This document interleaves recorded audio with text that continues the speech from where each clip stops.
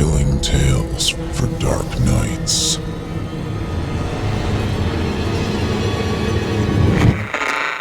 Want to make sure you never miss a Chilling Tales for Dark Nights video again? Be sure to subscribe and hit that bell to turn on notifications.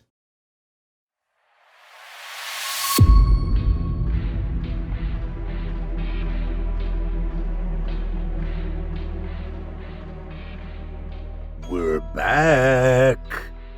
Paul J. McSorley here. Chilling Tales for Dark Nights presents to you, dear listeners, Fear from the Heartland. Season 6, Episode 1 will air January 1, 2025. This will be a monthly anthology, airing the first Wednesday of each month.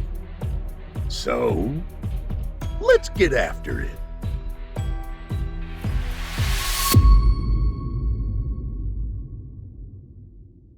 It's time to turn off the lights and turn on the dark. Chilling tales for dark nights.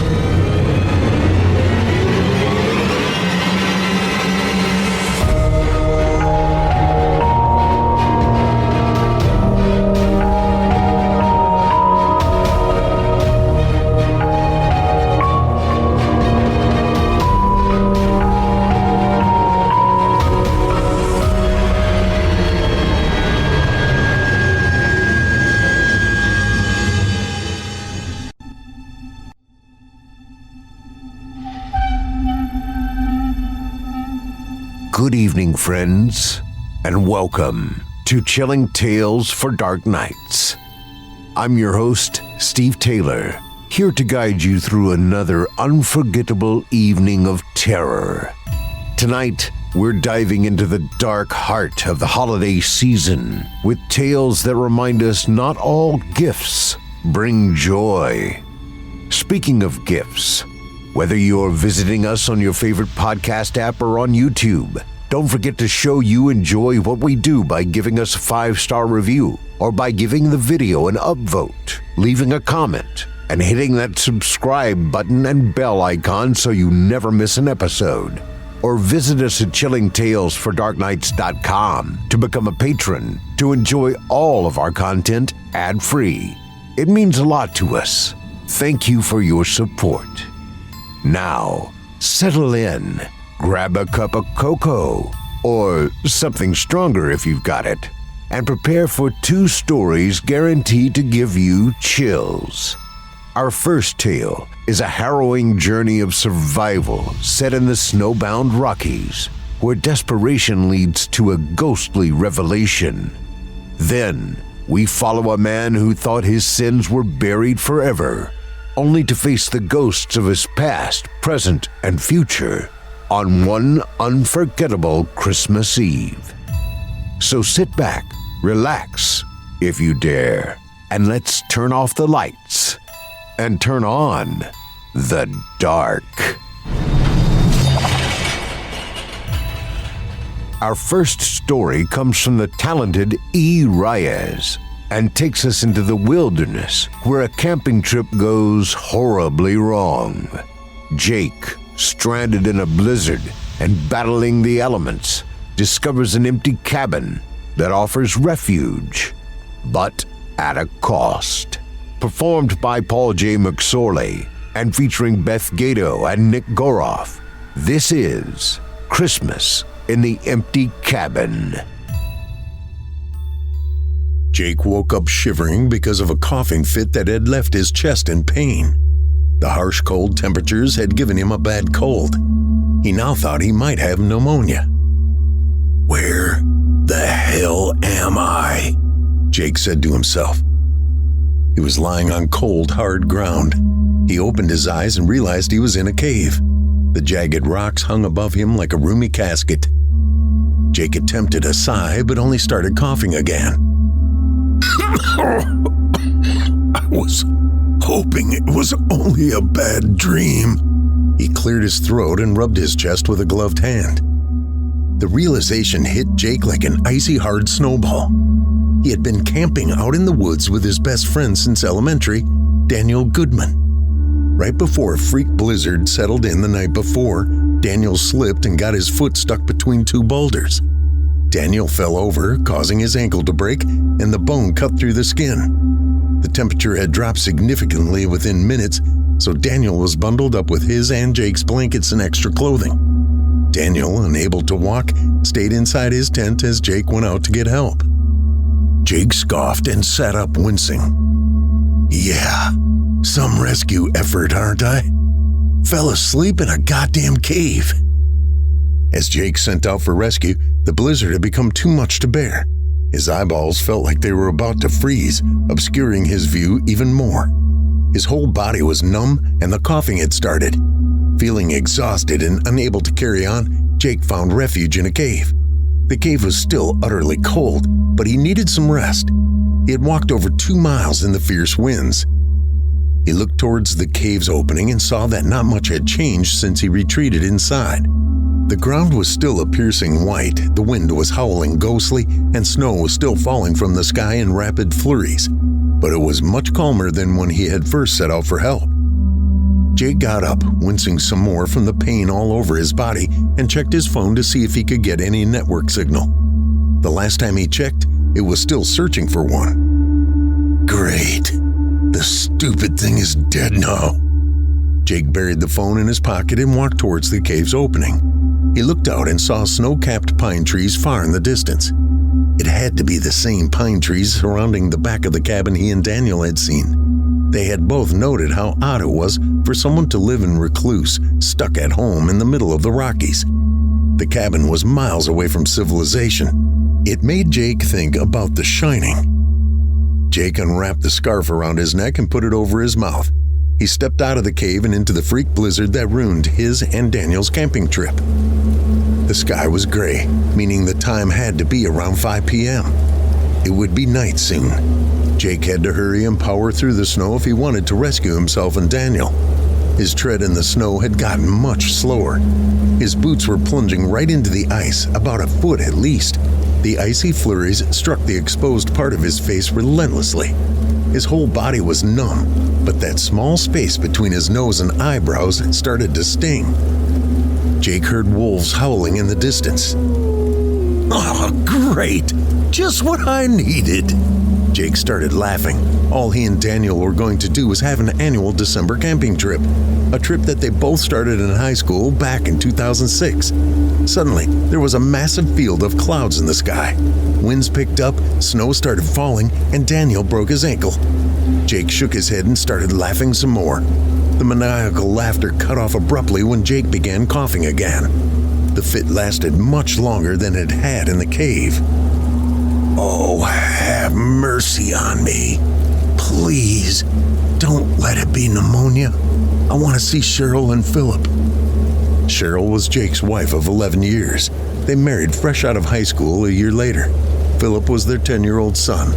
Even though Daniel was freezing and hurt and in dire need of rescue and medical help, his family was the real motivation for keeping him on his feet. The cabin was now only a few yards away.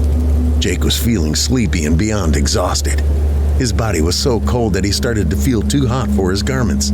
He wanted to strip off his clothing and cool off in the wind, but that wasn't logical. No, it isn't. But I'm hot. How the hell am I hot? I don't know. Like, how the hell did this blizzard happen? I don't know! Jake screamed through the snow flurries. His walking started to feel like he was pushing inside a swimming pool. His effort started to strain the muscles in his calves and thighs. It was a far more strenuous hike than he had perceived. Daniel could die. He could be dead. God, no. Please let me get there quickly. Think about Cheryl. Think about Philip. Come on, Jake. Come on.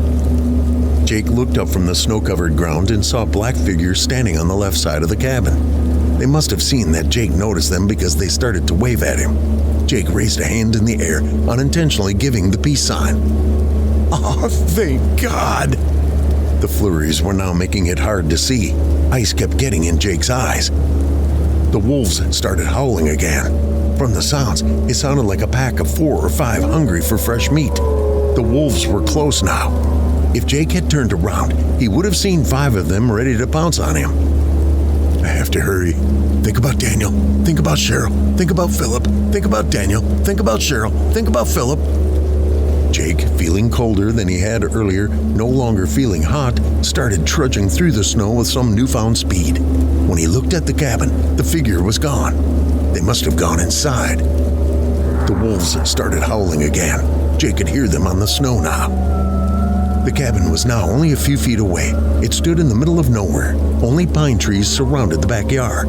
It was a mahogany cabin that had 2 stories. No smoke was coming out of the chimney. Jake paid no mind to those small details. He had a pack of wolves hunting him down and the cold bite of a blizzard at his chest. He started wondering which was going to kill him first. Before Jake knew it, he was right in front of the steps that led into the cabin. Jake smiled and climbed the steps, gritting his teeth as his legs wobbled without strength. The wolves started running behind him. Jake fell against the door and turned the knob. It was locked. Jake removed the scarf from his mouth and started hollering and banging on the door. "Hello? Let me in. Please. There are wolves out here." Jake turned around and saw the wolves gathered at the bottom of the steps. Like obedient dogs, they sat and waited for their meal to get closer. Jake let out a small moan. He turned back around and started his ruckus some more. "Please, let me in. Please. The wolves. I need..." The sound of the door unlocking made Jake stop in mid-sentence. Jake opened the door and pushed himself in. Before shutting the heavy wood door, he caught a glimpse of the wolves. They were still sitting by the steps as if they were awaiting a snack or for someone to come out and retrieve them. Jake shut the door and let out a sigh of relief. Jake had one hand on the cold wood of the door, the other hand on his rattling chest. "Thank you so much. I appreciate you." When Jake turned, there was nobody there. The house was dark and empty. The living room was bare except for a badly worn couch, an oak coffee table, and a lake painting surrounded by woods. The painting hung crooked. The windows, thankfully, were not broken or damaged. Right in front of Jake were the stairs that led to the second floor. Jake glanced up there and saw that 2 doors were closed and one was open. "Hello? Anybody here? I saw you outside, waving at me. Hello?" Nobody answered back. Jake frowned. It was cold inside the cabin, but it wasn't nearly as cold as outside. There was no bitter wind or snow to be felt. Jake wiped his boots on a very old welcome mat, leaving behind water and ice, and decided to start for the kitchen on the right of the stairs. Like the living room, the kitchen was bare except for a few items and furniture. Luckily, a semi-used candle and a box of wooden matches were on an old wooden table. Jake quickly went for them and struck a match, igniting the candle wick. Jake removed his wet gloves and put his hands close to the small flame. "Ah, good God, this will do." It was great to feel warmth again, good warmth, not the warmth that Jake was feeling due to being so cold. Jake looked around the kitchen as he warmed his hands up. He would check the old Frigidaire fridge first. He looked outside and saw the wolves running away together to the pines. "Yeah, shoo, you little bastards." Jake bit his tongue when he thought about Daniel. What if the wolves go to him? They won't. Jake shook his head and walked over to the fridge. When he opened it, he saw a bottle of water, a wedge of cheddar cheese, and an apple that had already gone bad. Jake rushed for the water and drank greedily. Once he stopped, his chest started to hurt again, causing a violent coughing fit.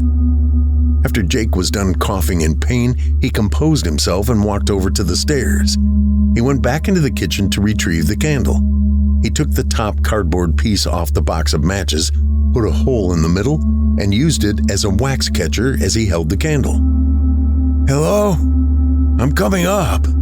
I have no weapons, and I'm not here for anything bad. I need a phone. My friend, Daniel, is still out there in the blizzard. He broke his ankle." The sound of silence was all Jake got back. Then the howling winds and ice began pelting against the windows and the cabin. "I'm coming up." Jake walked up the steps, creaking the old wood as he ascended. Since the other doors were closed, Jake went to the open one. Jake walked in and saw a bed neatly made with a white sheet, a fluffy pillow, and a nightstand with an oil lamp. There was only one window in the room. Jake went to it and saw that the snow was still coming down with no signs of stopping. The wind seemed to have been picking up more speed. "Damn it, Daniel, please be okay. Please." Jake started coughing again. When he started for the bedroom door, he felt a wave of nausea and dizziness. He touched his forehead and felt that it was blazing with heat. "It's pneumonia." "Stop it. Now let's find a phone." Jake walked down the stairs and searched for a landline. He didn't find one. Jake decided to wait on the couch. Maybe the person who waved him down would be in soon. As Jake looked out the window in the living room, watching an endless white winter, he started thinking about his wife. "I should have listened to you, babe." He chuckled as he watched the snow swirl in the sky. "I really should have listened to you. I wouldn't even mind hearing you say, 'I told you so,' on repeat for the next year." Before the trip, Cheryl had told Jake that she had a bad feeling about it. Jake reassured her that everything would be fine. It would only be 2 days. They had supplies if anything were to happen to them. Cheryl still didn't like the idea. The whole thing did not sit right with her. It was the first time she had voiced concern about Jake and Daniel's camping trip to the Rockies every December. Jake didn't know what to make of it, but he thought Cheryl was just being Cheryl, always nervous and stuck on thinking something terrible would happen. Jake scoffed. "But something bad did happen." "Great." He pressed his hot forehead against the stinging cold window. He sighed deeply. "I'm so sorry, Cheryl. I love you, babe. Always." And what about Philip? Philip would be devastated if something wrong happened to his dad. He would... Jake cut those horrible and awful thoughts about his boy and started looking for wood near the fireplace. There was none. Jake wanted to cry but didn't let himself. Even alone, cold, and lost, he was still too proud to shed a tear on his lonesome. After 2 hours of waiting, Jake began to get sicker. Burning with fever, Jake started to shiver violently. He removed his bubble jacket and used it as a blanket. He looked out the window from the couch and saw that it was now darker outside. The sky was a dark purple, layered with clouds. The snow had stopped falling, but the wind was still fierce. Jake laid down and covered up with his jacket. The couch was a 2-seater, so it was uncomfortable for a man of 6 foot and 2 inches.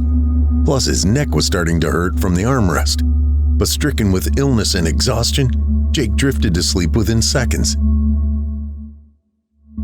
Jake had fallen asleep and dreamt that he and Daniel were trapped inside his tent. Figures started to appear like shadows on the yellow tent. Wolves started biting and pawing the tent to pieces as he and Daniel screamed in terror. Once the tent was no longer standing, the wolves went for the 2 men. 2 wolves went for Daniel's face and neck, tearing the flesh and drawing pints of warm blood. Jake could do nothing but scream in horror. Once he started screaming, the wolves pounced on him and bit down hard. That was when he woke up. "Oh, God! Oh, my goodness!" Jake woke up on the couch and started coughing, hurting his chest. His fever had worsened, and his body was hot enough to melt snow. Jake dizzily looked around and saw that it was night outside. "Damn it! How long have I been out?" Jake sat up a little, grimacing from the pain all over his body, and looked around the cabin. It was still only him inside the home. There was no sign of anybody. Nobody had arrived. The candle was almost to the end. Jake decided to go upstairs. Wherever the owner was, he didn't care anymore. He had to sleep his fever off, whether he was imposing or not. Being polite was the least of his worries now. He felt horrible about leaving Daniel out there, but at least he had left him with a small portable heater. And in reality, if Jake tried to retread the snow, he'd die of pneumonia. If he wanted to save his best friend, he'd need to get rest first. And if nobody showed up, he would have to walk 4 miles into town. I better get some sleep now. Jake remembered the bed upstairs with a pillow and an actual sheet and decided to ditch the old couch.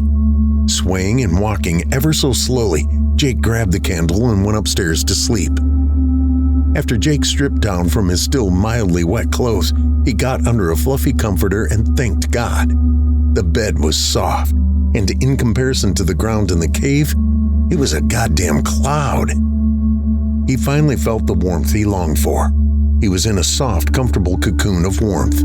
He was still burning with fever and dizzy from the sickness, but he bundled up anyway and drifted off to sleep. Jake woke up 3 hours later. He would never know it, but it was midnight. He had woken up because there was way too much noise from downstairs. He opened his eyes and looked toward the door. Somebody had closed it. The owner must be here. Jake heard what sounded like a real live party. He heard laughter, bickering, shouts of excitement, and music. Christmas music. Rockin' Around the Christmas Tree by Brenda Lee was playing. Jake got out of bed, only in his long johns, and wrapped himself with the white sheet.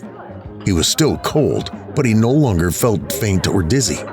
The wheezing and rattling sound in his chest was gone. He no longer felt pain from his hike or the fever. Guess I just really needed some good rest. Jake slipped on his boots and walked over to the bedroom door. He wrapped the blanket tighter around his back and turned the knob. After he opened the door, Jake's eyes opened wide. He had the surprise of a lifetime. As soon as Jake opened the door, warmth hit him in such an enticing and beautiful way. There was a yellow light all over the once dark cabin. He saw shadows moving and swaying on the walls. The voice of Brenda Lee sang smoothly and merrily over the rock and roll music of her time. Jake stepped out of the room, gripping the sheet over him like an old woman's shawl. He looked down and couldn't believe his eyes. About 20 people were gathered in the living room. Most of them were couples, dancing closely as the music played on an old record player. There was an enormous Christmas tree set by the window where Jake had been looking out earlier. The tree was very old-timey. It was adorned with silver tinsel, popcorn on a string, huge Christmas lights in assorted colors, and a giant star at the top. There were also presents wrapped in green and red shiny paper under the tree. The fireplace was roaring. The fire was healthy and bright, breathing oxygen hungrily. There was a table filled with foods like honey-glazed ham, fruitcake, mashed potatoes, corn, biscuits, cookies, candy canes, and 2 bottles of wine. The crowd in the living room paid no mind to Jake. He stayed frowning as he tried to digest what he was witnessing. Some people looked as if they had crawled out of the 50s, some from the 80s. One person looked like a hipster. It all just didn't make sense. One of the closed doors opened up on the left of Jake, and a couple came out. A young man resembled Buddy Holly. He even had the same black plastic frames. The guy came out smiling, zipping up his pants and buttoning them up. Jake saw a girl behind him, fixing her skirt and patting her blonde hair.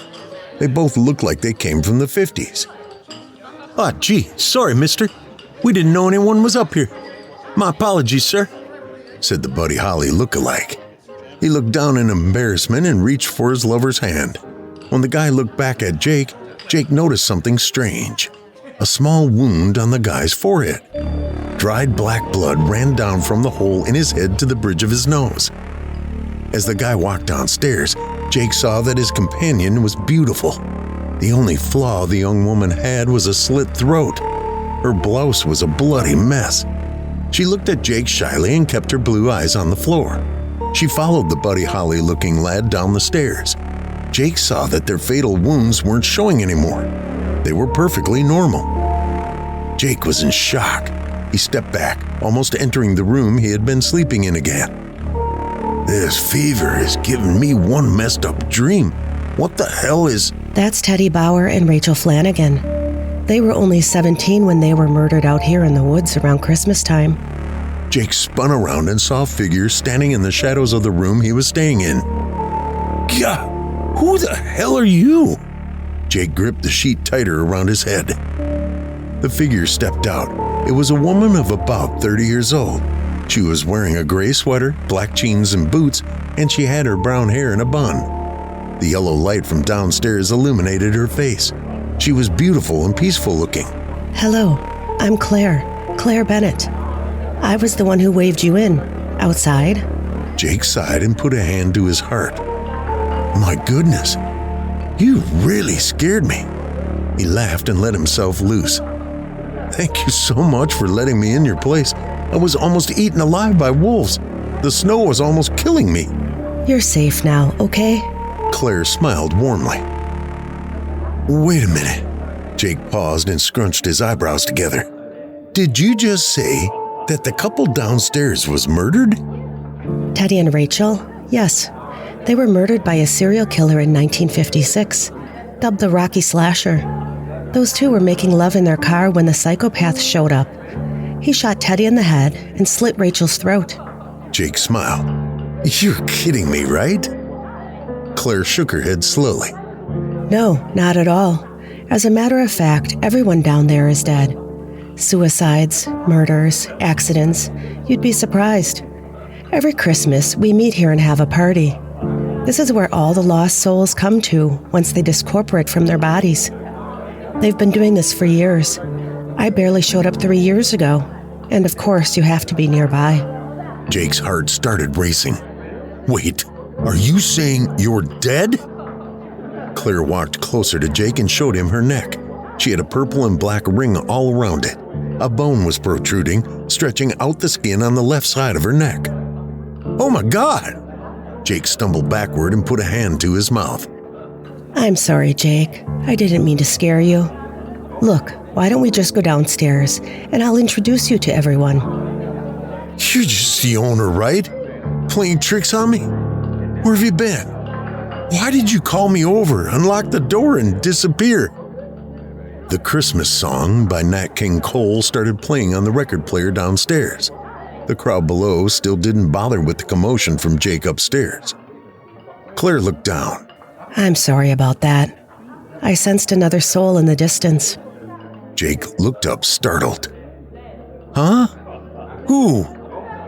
Claire pointed to someone below. Jake looked to where she was pointing. It was Daniel. Daniel walked into the living room from the kitchen. He was dressed as they came on the camping trip, a yellow bubble jacket, black jeans, boots, and a black beanie. He was holding a cup of coffee in both hands. Jake ran down the stairs. Hey, Jake!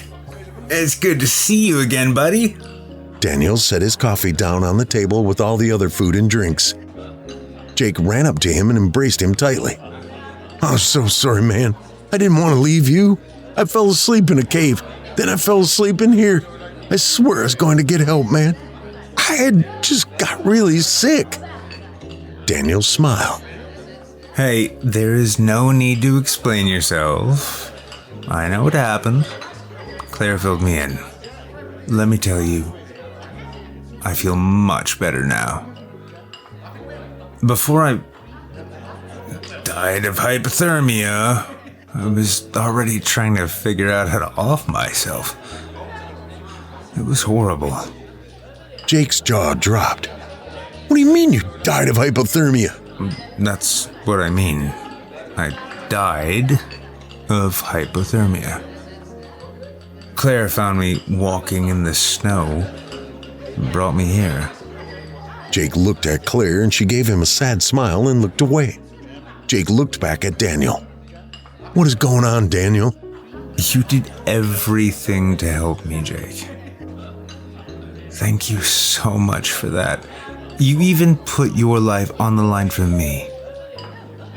I'm really sorry you... Jake shook his head. Really sorry, I what? Daniel? Tell me. Daniel sighed.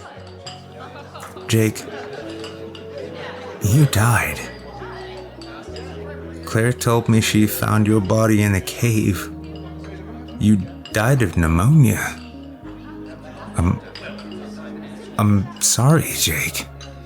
Jake gasped and wanted to cry, but no tears came out. He looked around the living room.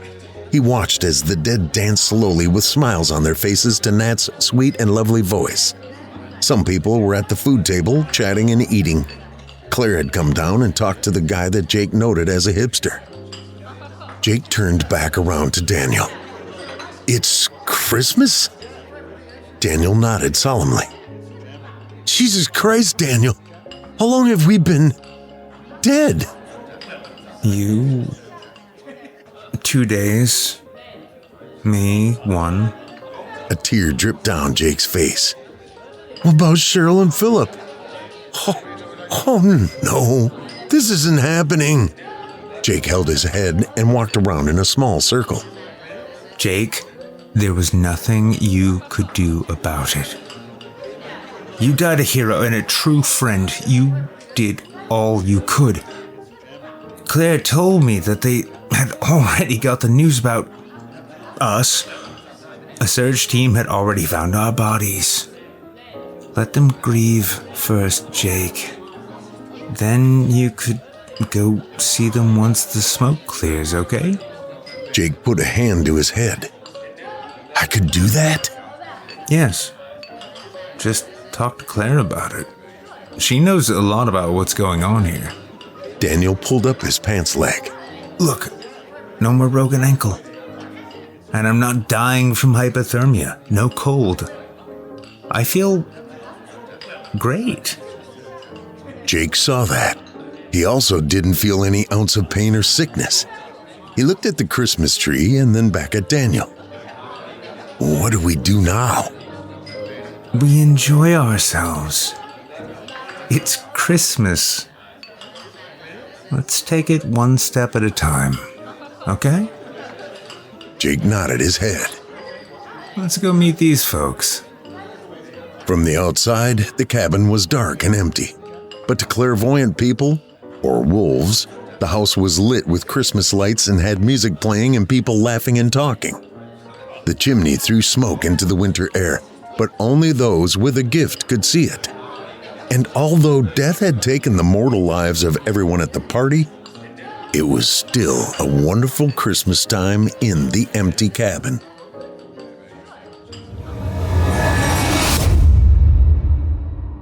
And that, listeners, was Christmas in the Empty Cabin by E. Reyes, performed by Paul J. McSorley, featuring Beth Gadow and Nick Goroff.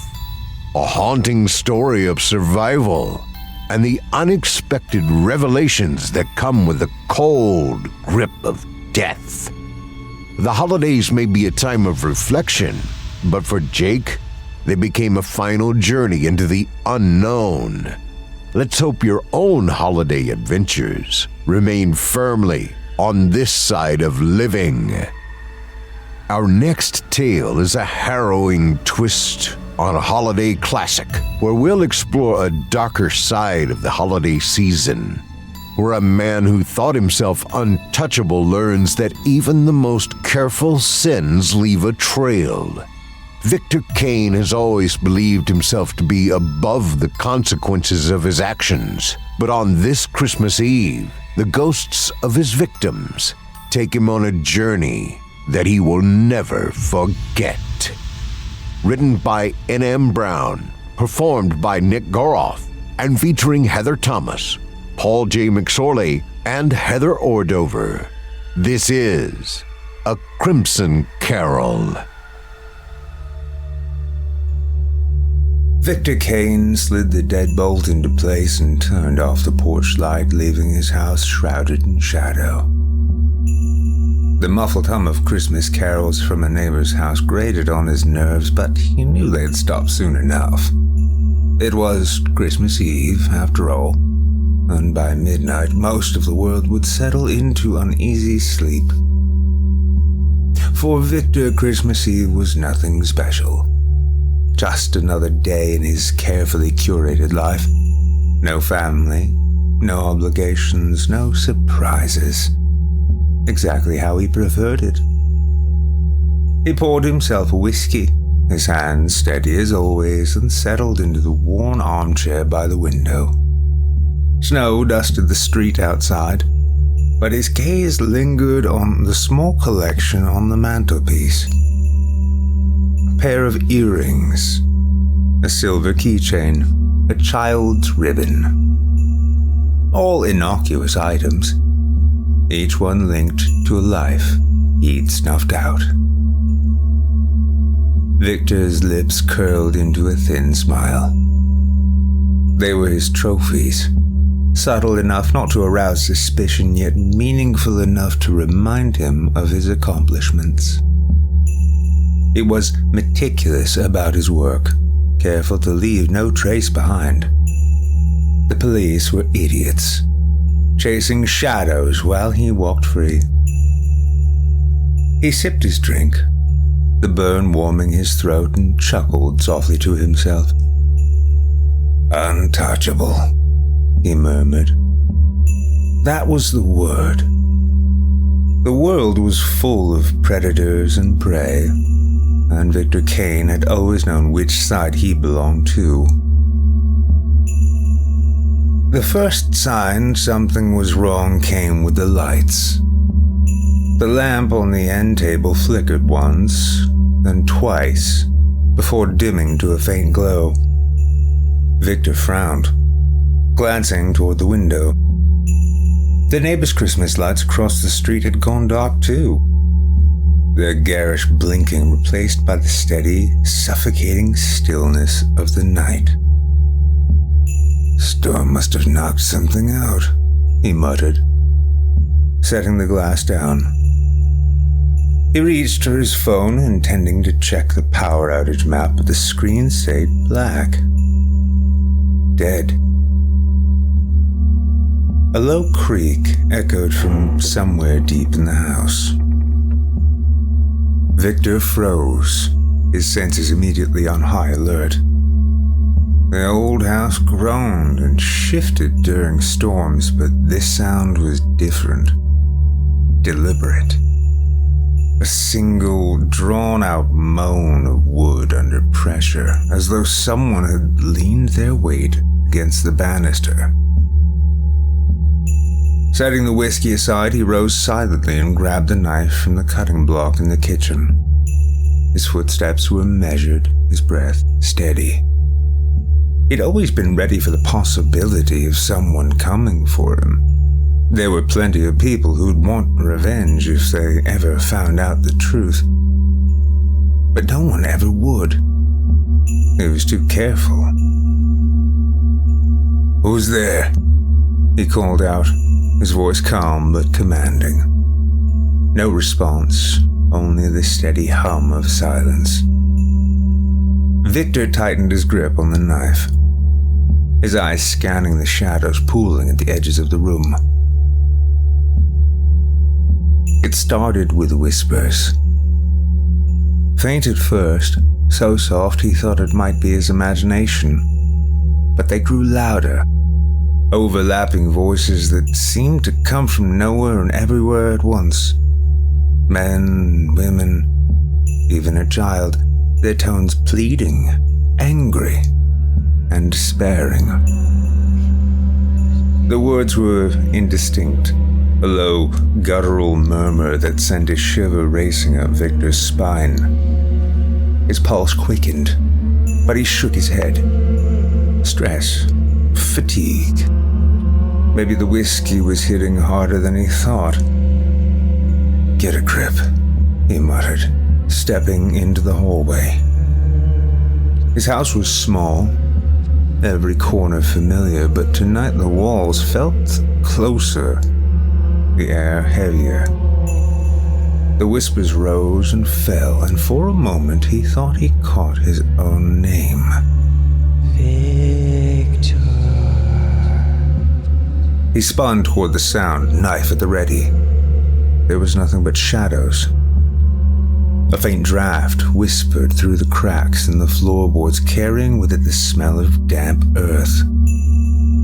The air felt colder now, biting against his skin even as his forehead beaded with sweat.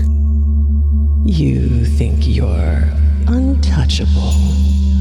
The voice was clear this time, low and mocking. A woman's voice. Victor's heart skipped, his grip lightening on the knife. He turned slowly, scanning the room. It was empty. And then the clock struck midnight. The sound was deafening, reverberating through the house like a hammer on steel. Victor clutched his ears, stumbling back against the wall. The whispers surged, a cacophony of anguish that threatened to drown out his thoughts. He shouted for them to stop, but his voice was swallowed by the din. Suddenly, silence. Victor opened his eyes, his breath coming in ragged bursts. The house was still. The only sound, the faint creak of the floor beneath his feet. He straightened, forcing himself to breathe deeply to regain control. And then he saw her. She stood at the far end of the hallway, pale and ghostly, her figure flickering like a dying flame. Her face was familiar, achingly so, but distorted by the marks of her death. Dark bruises ringed her neck, her eyes bloodshot and accusing. Victor froze, his mind racing. This wasn't possible. She was dead. He'd made sure of it. Erica, he whispered, his voice barely audible. The ghost of his first victim tilted her head, her lips curling into a chilling smile. When she spoke, her voice was hollow and distant, as though coming from another world. Untouchable are you? She said softly, stepping closer. Let's see how long you can hold on to that lie. The air grew colder, and Victor's breath came out in visible puffs. He wanted to move, to run, but his legs wouldn't obey. Emily raised a hand, and the shadows around her seemed to twist and stretch, reaching for him. Victor Kane, she said, her voice rising. You will be visited by 3 more victims tonight. Past, present, future. They will show you the truth you've been so desperate to avoid. The lights flickered again, and when they steadied, she was gone. Victor dropped the knife, the clang echoing through the empty house. His chest heaved, his mind spinning. He told himself it was a hallucination, a trick of his mind. But deep down, he knew better. The dead had found him, and they weren't finished yet. Victor paced the length of his living room, his fingers trembling despite his best effort to keep calm. The knife sat untouched on the counter. He no longer believed it would help. The shadows seemed to shift in the corners of the room, and the whispers, the faint, maddening whispers, had returned, weaving through his thoughts like threads of cold steel. It's just a trick of the mind, he muttered, though he didn't believe it. His voice wavered, bouncing off the silent walls of the house. The whiskey on the table called to him, but he didn't dare take another sip. Not now. The clock struck 1, and the sound reverberated through the house like a funeral toll. He froze, his breath hitching. For a moment, nothing happened. Then the room filled with a sharp, piercing chill, and the shadows along the wall began to ripple like water. Victor? The voice was soft, almost tender, but it held an edge of sorrow that made his blood run cold. He spun toward it, and there she was, Emily Stokes. Her ghostly figure illuminated by a pale, ethereal glow. Her bruised neck stood out starkly against her otherwise translucent form, a grim reminder of her fate. The markings looked different from Erica's, and he took a moment to gawk at the difference. He never tried to do things the same way twice. Victor's voice caught in his throat. You're not real. You can't be. Emily's expression didn't change. She raised a hand, and the room seemed to collapse around him, the walls folding inward like paper. The air grew heavier, suffused with the same smell of damp earth and rotting wood. Before Victor could react, the world shifted, and he was no longer in his living room. He stood in a dimly lit alleyway, the air thick with the scent of garbage and rain. The sound of footsteps echoed faintly, accompanied by the soft hum of a distant street lamp. Victor recognized the place immediately. It was the alley where he had killed Emily Stokes. "No," he said, shaking his head. "I'm not here. This isn't real." But it was. He could feel the cold seeping through his coat, the wet pavement slick beneath his feet. And there, not far from where he stood, he saw himself. A younger version, wearing a black jacket and gloves. His movements calculated as he stalked Emily from the shadows. Victor's stomach twisted.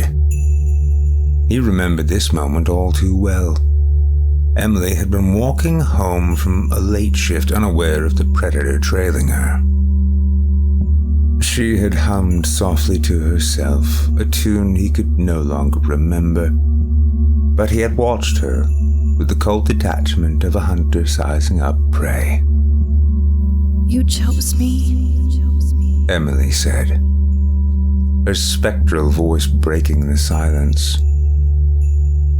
She stood beside him now, a translucent form glowing faintly in the dim light. Do you even remember why? Victor swallowed hard. It was random. Emily's gaze bore into him, unrelenting. No, it wasn't. You followed me for days, watched where I went, what I did. You knew me, Victor. You made me feel safe. The younger Victor struck. He moved swiftly, grabbing Emily from behind and dragging her into the shadows. The scene played out in agonizing detail. Every moment burned into Victor's mind. Her struggle, her muffled cries, the way her life drained from her eyes as his hands tightened around her throat. "Stop," he whispered, turning away. "I don't need to see this." But you do. Emily said, her voice rising. You need to remember who I was. I wasn't just another number, another mark in your twisted game. I was a person, Victor. A sister. A daughter. I had dreams, plans. And you took them all from me. The scene shifted abruptly. The alley dissolving into a warm, brightly lit living room. A Christmas tree stood in the corner, its lights twinkling softly. A family sat around a table, laughing and exchanging stories. Victor recognized Emily immediately, her face free of the bruises that now marred her ghostly form. She was smiling, her eyes alight with joy. This was my life, she said softly. Before you decided it didn't matter. Victor's chest tightened. He tried to look away, but his feet felt rooted to the ground. It wasn't personal. Emily turned to him, her expression hardening. It's always personal, Victor. You just refuse to see it. The warmth of the scene faded, replaced by the suffocating darkness of Victor's childhood home. The air felt heavy, oppressive, and the faint sound of a belt snapping echoed through the halls. Victor's breath quickened. "No," he said, shaking his head. "We're not doing this." Emily stepped forward, her form flickering like a candle in the wind. You were a victim once too, weren't you? That's where it all started. The door to the living room creaked open, revealing a younger Victor, no older than 10, cowering in a corner. His father loomed over him, his belt in his hands snapping with each step. The boy's face was streaked with tears, his small frame trembling. Victor clenched his fists, his nails digging into his palms. "This doesn't mean anything," he growled. "It doesn't justify what I've done." It's not about justification, Emily said. It's about understanding.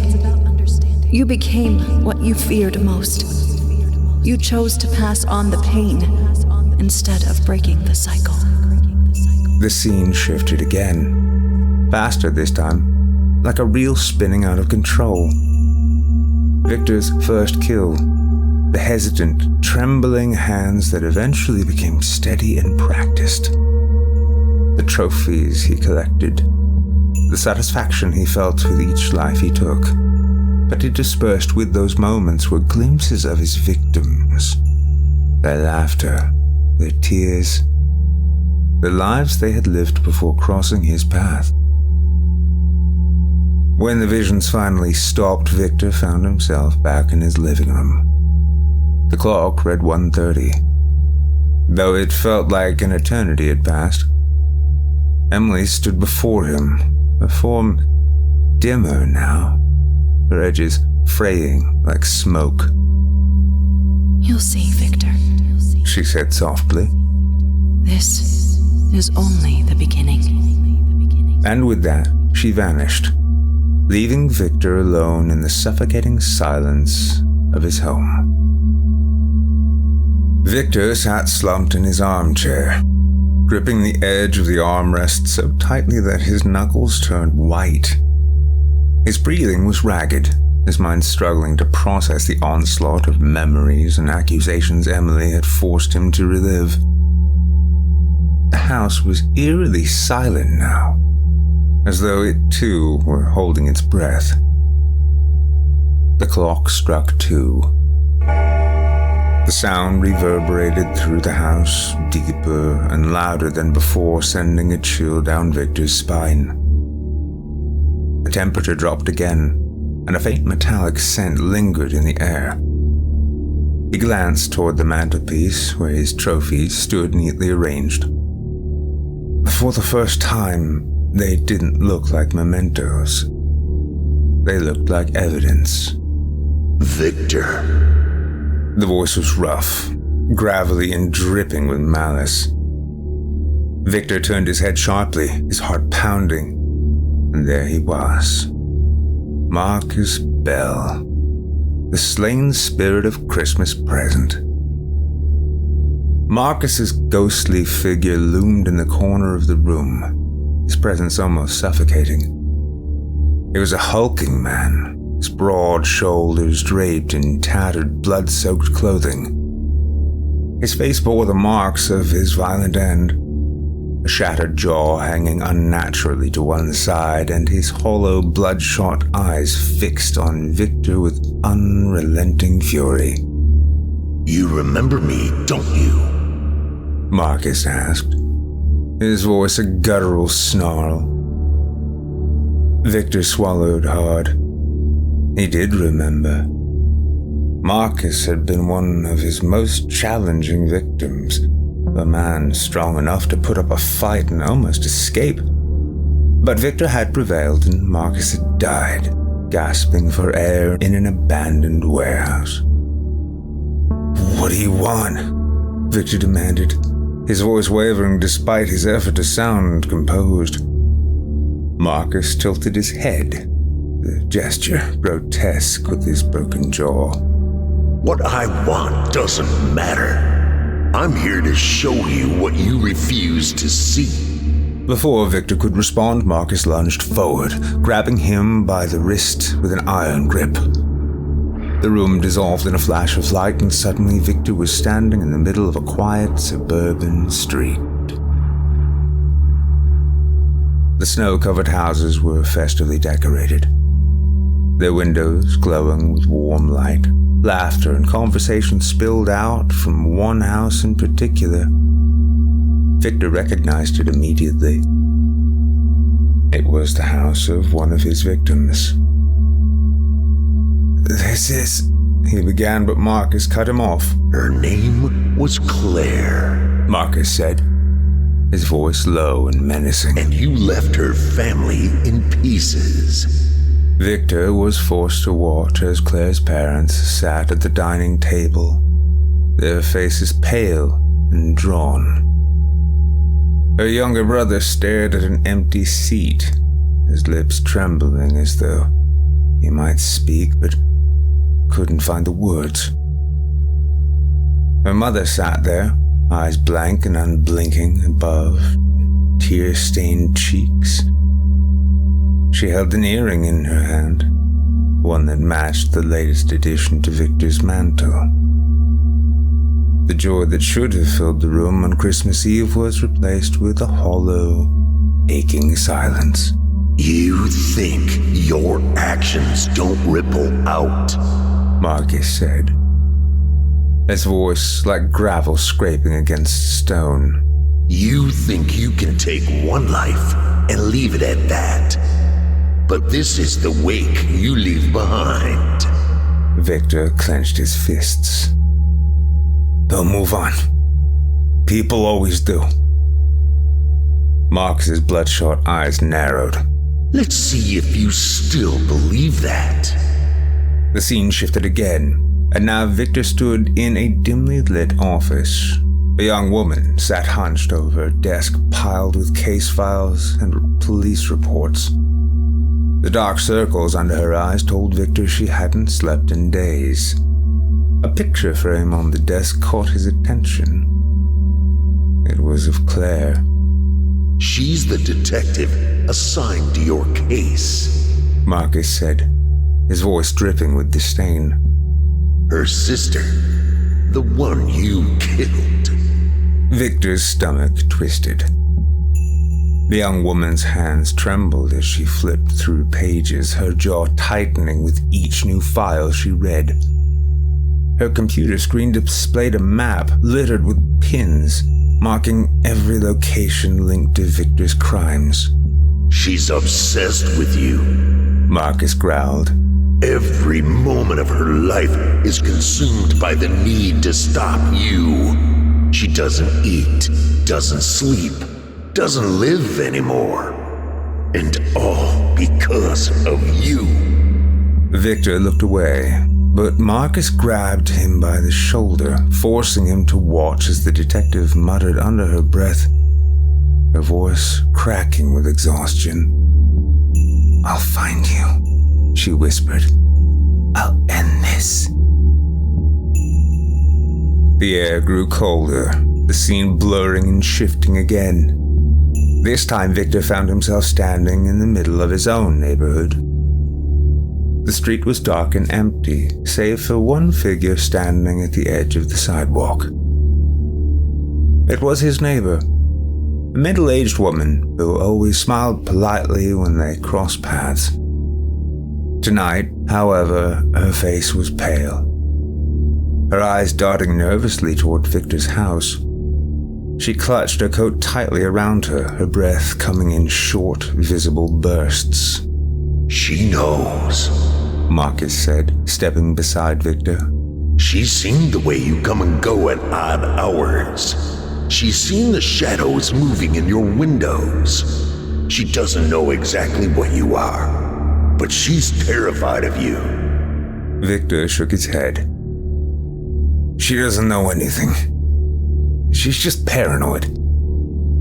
Marcus let out a bitter laugh. You think fear comes from nothing? People sense the darkness in you, Victor, whether they can name it or not. They know you're a predator. The scene dissolved once more, and Victor found himself back in his living room. Marcus stood before him, his massive frame casting a shadow that seemed to stretch across the entire room. "What do you want me to do?" Victor asked, his voice trembling. "Turn myself in? Beg for forgiveness? What difference would it make?" Marcus leaned in close, his shattered jaw twisting into a gruesome grin. It's not about what I want, Kane. It's about what you deserve. The floor beneath Victor's feet began to crack, the sound like ice splitting under pressure. He stumbled back, but Marcus loomed over him, his bloodshot eyes burning with anger. You've been blind to the lives you've destroyed, Marcus snarled.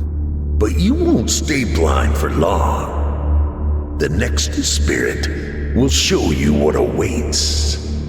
The cracks spread, the floor crumbling into darkness. Victor fell, his scream swallowed by the void. Victor landed with a jolt, his body trembling as he realized he was back in his armchair.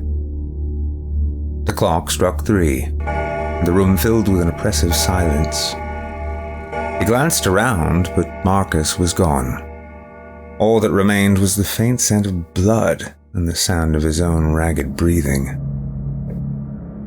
For the first time in years, Victor felt the creeping tendrils of fear curling around his mind. And he knew the worst was yet to come.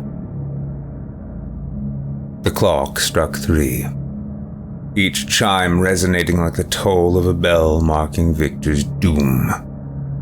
He sat motionless in his armchair, his breath coming in shallow bursts. The house was cloaked in an unnatural silence, as if the very air had frozen in fear of what was to come. Victor didn't want to look, but his eyes were drawn toward the darkened corner of the room. The shadows there seemed thicker, more oppressive, and then they began to move. They twisted and coalesced, taking shape until a tall, cloaked figure stood before him. The spirit of Christmas yet to come. The figure towered over him, its form shrouded in black. No face was visible beneath the hood, only a void that seemed to swallow the dim light in the room. Its skeletal hand emerged from the folds of its robe, pointing directly at Victor. Victor swallowed hard. "I know what you are," he said, his voice cracking. "But I won't." Before he could finish, the spirit raised its hand, opening its robe to reveal snarling, tortured faces. Each one of them familiar, each one a life he had plucked from the world. The room dissolved into darkness. Victor found himself standing in an unfamiliar alley. The air was heavy with the stench of decay, and the world seemed muted, the colors dull and lifeless. Snow fell in thick, dirty clumps, muffling the sound of his footsteps. The alley was littered with trash, and the faint sound of rats scurrying in the shadows made his skin crawl. The spirit stood beside him, silent and unmoving. Its bony hand gestured toward a figure slumped against the wall. Victor hesitated, but something compelled him to move closer. The figure was a man, emaciated, filthy, and lifeless. His face was gaunt, his eyes staring vacantly into the distance. Victor's stomach turned as he realized he was looking at himself. "No," he whispered, shaking his head. "This can't be real. This can't be me." The spirit pointed again, this time to the man's hand. Victor's breath hitched when he saw what the figure clutched. A tarnished silver keychain, one of the trophies he had kept for years. This is a lie, Victor shouted, turning to the spirit. I would never end up like this. The spirit remained silent, its presence cold and implacable. The world shifted again, and Victor was standing in a cemetery. The snow-covered graves stretched endlessly in every direction, the tombstones weathered and cracked. The spirit led him down a winding path until they reached a freshly dug grave. The headstone stood stark against the gray sky. Victor hesitated, his body trembling. He didn't want to look, but he couldn't stop himself. He stepped closer and read the inscription. Victor Kane, 1968, 2024. Forgotten, but not forgiven. No, Victor muttered, stumbling back. This isn't how it ends. I'm smarter than this. I've planned everything. The spirit pointed to the grave, and the earth beneath Victor's feet began to crumble. He tried to step back, but the ground gave way, dragging him down into the cold, suffocating darkness. He clawed at the edges. There was nothing to hold on to, no one to save him. As the dirt closed in around him, he heard the faint sound of whispers, the voices of his victims calling his name. Victor's screams were cut off as he was thrust into yet another vision. He stood in a dimly lit courtroom, the air heavy with tension. The jury sat in stony silence, their eyes fixed on him with unyielding judgment. Victor turned to the defense table and froze. It was him, older, disheveled, and visibly broken. The version of him sitting at the table stared blankly ahead, a shadow of the confident predator he had once been. The prosecutor's voice boomed through the room, listing his crimes in graphic detail. With every name, every gruesome description, the weight of his guilt pressed down on Victor like a physical force. The jury's faces didn't waver, their expressions hardened with disgust. The judge's gavel struck the bench. Guilty. The court erupted into chaos, reporters shouting questions, victims' families weeping and screaming. Victor was dragged away in shackles, his head bowed, his body limp. This can't be my future, Victor whispered. It can't end like this. The final vision came swiftly, and it was the most horrifying of all. Victor stood in the middle of a bustling city street, but the people around him didn't notice him. They walked past without a second glance, their faces blank and unfeeling. The spirit gestured toward a large screen on the side of a building. News footage played on a loop, showing Victor's face alongside the word monster.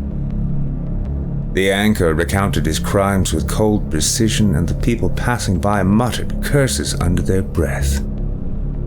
Victor tried to shout, tried to argue, but his voice didn't carry. He was invisible, a ghost in the world he had once controlled. The spirit's bony hand pointed one last time, and the screen shifted to an image of Victor in a prison cell. He was older, frail, his eyes hollow. The whispers of his victims echoed in the background, growing louder and louder until they were deafening. Victor dropped to his knees, clutching his head. "Please," he begged. I'll change. I swear, I'll change. Just don't let this be my future. The spirit remained silent, its void-like face staring down at him. Slowly, it raised its hand, and the world once again went dark. Victor woke with a gasp, his body drenched in sweat. He was back in his living room, the clock on the wall ticking softly. The house was silent, the air still. For the first time in years, Victor felt something he hadn't allowed himself to feel. Fear. Not of being caught, but of what he had become, and what awaited him if he didn't change. He rose from the armchair, his legs shaky but determined.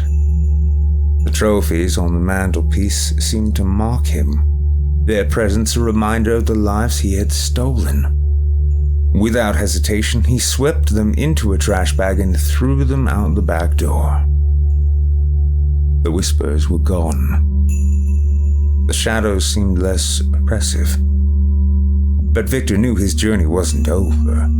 If he wanted to escape the fate the spirits had shown him, he would have to make amends. He would have to start now.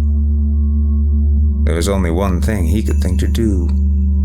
A cold wind blew through his body upon entering the police station, and he took one last look outside before turning his life over to them. Victor sat in the corner of his jail cell after confessing, his knees drawn to his chest, the cold metal of the walls leaching what little warmth he had. The single overhead light flickered sporadically, casting long, wavering shadows.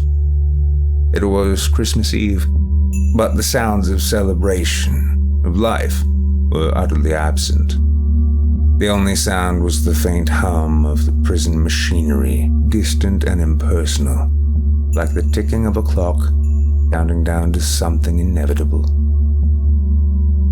He stared at his hands, calloused, trembling. They were the same hands that had ended so many lives, but now they felt foreign, detached. He thought he could almost see traces of blood on them, though he knew it was impossible. Repentance, he muttered to himself. I only want repentance. The temperature in the cell dropped sharply, a sudden, biting cold that made Victor shiver violently. The light above flickered and then extinguished entirely, plunging the cell into darkness. He froze, his breath visible in the icy air. He knew this sensation, this suffocating chill.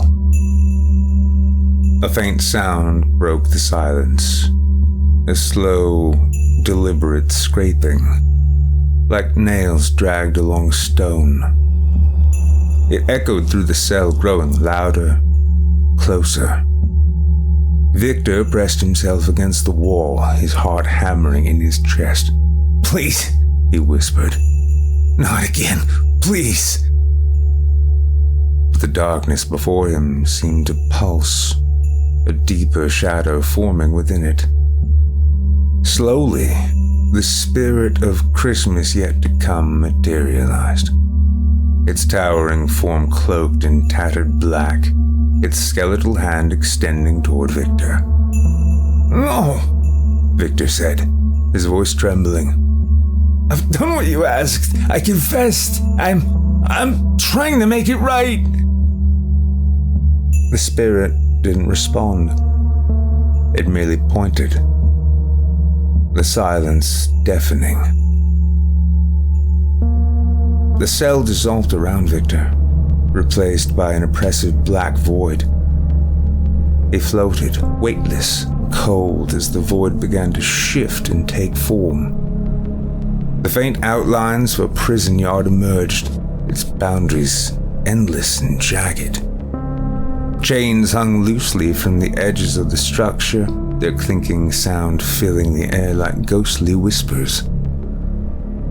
Victor stood in the center of the yard, his breath ragged as the sound of distant footsteps reached his ears. One by one, shadowy figures emerged from the darkness, their forms fractured and broken. Faces began to materialize, faces Victor recognized. Emily was first. Her small frame glowed faintly, her face contorted in the anguish of her final moments. Then came Marcus, his shattered jaw twisted in a grotesque sneer, his eyes burning with fury. Behind them came others, a long procession of the lives Victor had taken.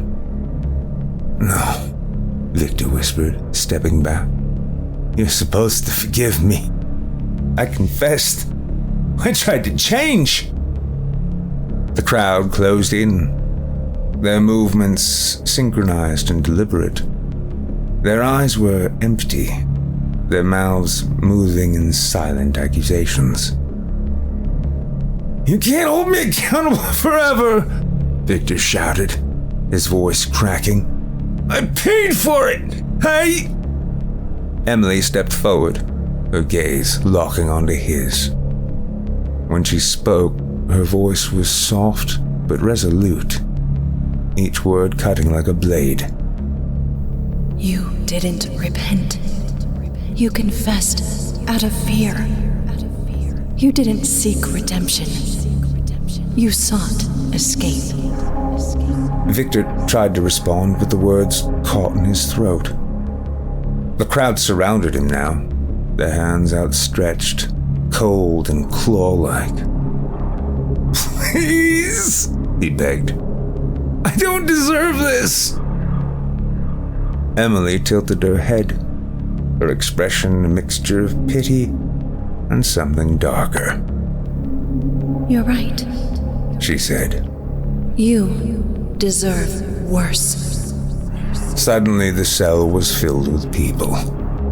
They surged forward, and Victor's screams filled the air as their icy hands grabbed hold of him, dragging him down into the void.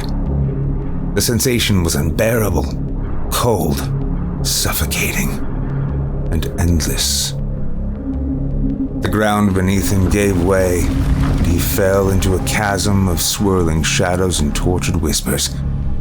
The faces of his victims loomed over him, their expressions distorted by rage and pain.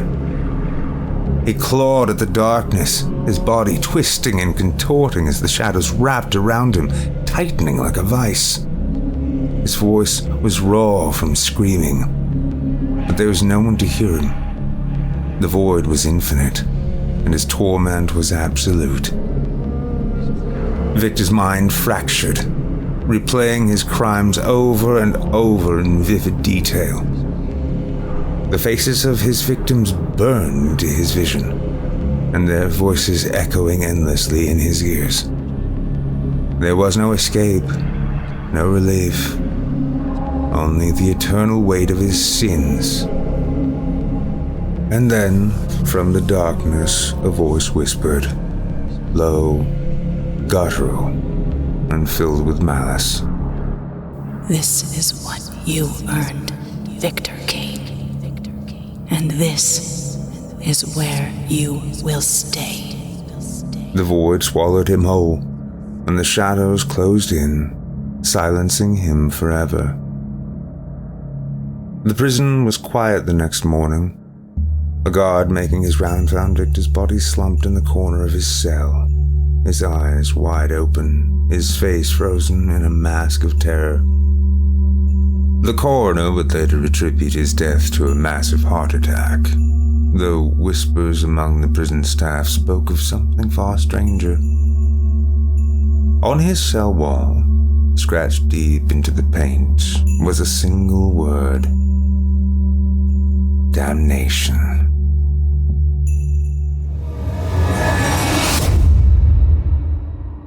And that was A Crimson Carol by N.M. Brown, performed by Nick Goroff, featuring Heather Thomas, Paul J. McSorley, and Heather Ordover. A haunting reminder that the sins we bury can still rise to the surface, especially when the ghosts come calling. Victor Kane's tale may be fictional, but it leaves us with a chilling question. How many of us truly understand the weight of our actions? Something to think about as we move into the new year. Our night of festive frights is almost at an end, but before you go, here's a little something to keep the darkness alive. Did you know Chilling Tales for Dark Nights has its very own book series? In the first of 3 spine-tingling volumes, we've gathered 30 original tales of terror written by some of the most talented voices in horror fiction today. Each story is paired with a hauntingly beautiful illustration by artist David Romero, guaranteed to pull you deeper into the shadows. From vengeful spirits and sinister creatures to macabre mysteries that will make your skin crawl, this collection has a little something for every horror fan. Visit chillingbook.com to grab your copy, or find it on Amazon by searching Chilling Tales for Dark Nights. Again, that's chillingbook.com or on amazon.com. Just search for us by name. Whether you prefer to turn pages or scroll on your e-reader, this collection will ensure the scares don't stop when the episode ends. As our time together comes to a close, I'd like to thank you once again for joining us tonight. Remember, you can help support Chilling Tales for Dark Nights by leaving us a 5-star review on Spotify, Apple Podcasts, or wherever you listen. Follow us on social media and subscribe to our YouTube channel for an archive of chilling content. Please leave us a thumbs up and a comment to let YouTube's algorithm know you support us, and hit that bell notification to ensure you never miss a release. If you'd like to take your support to the next level, visit chillingtalesfordarknights.com to become a patron and enjoy all of our content ad-free, including all of our weekly podcasts, for as little as $7.99 a month. Or sign up for the annual subscription and save even more. Every penny goes towards helping us to continue to bring nightmares to life each and every week. I'm Steve Taylor, wishing you a safe and peaceful holiday season, one that's hopefully free of ghostly visitors. Thank you for joining us for tonight, and don't forget to tune in every Monday and Wednesday for more harrowing tales. Until then, sweet dreams, listener. Sweet dreams.